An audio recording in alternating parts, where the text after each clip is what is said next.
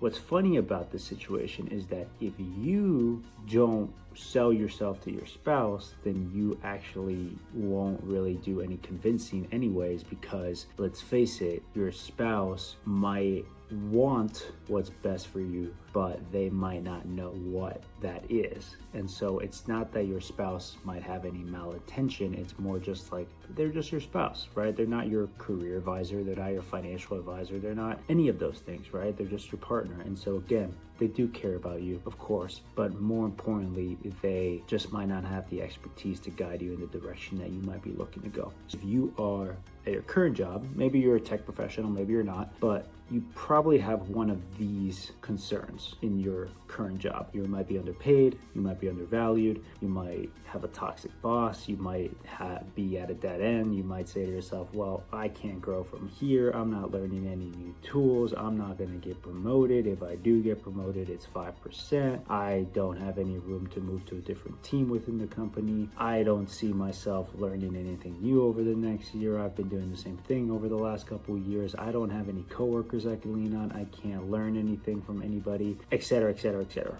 He said to me, Chris, how happy are you? And I said, hey, I'm about a 7. And I remember him saying, he's like, Chris, that's the most dangerous number you could be. And I was like, what? I thought that was kind of, I thought that was decent. And he was like, but yeah, decent is the problem. Because if you're a 7, then that doesn't mean you're, thrilled with your life. It doesn't mean you're an 8, 9, or 10. But if you're a 6 or a 5, maybe things would be so bad that you might want to change and make a change. And so for you, the first step is figuring out where are you in that spectrum.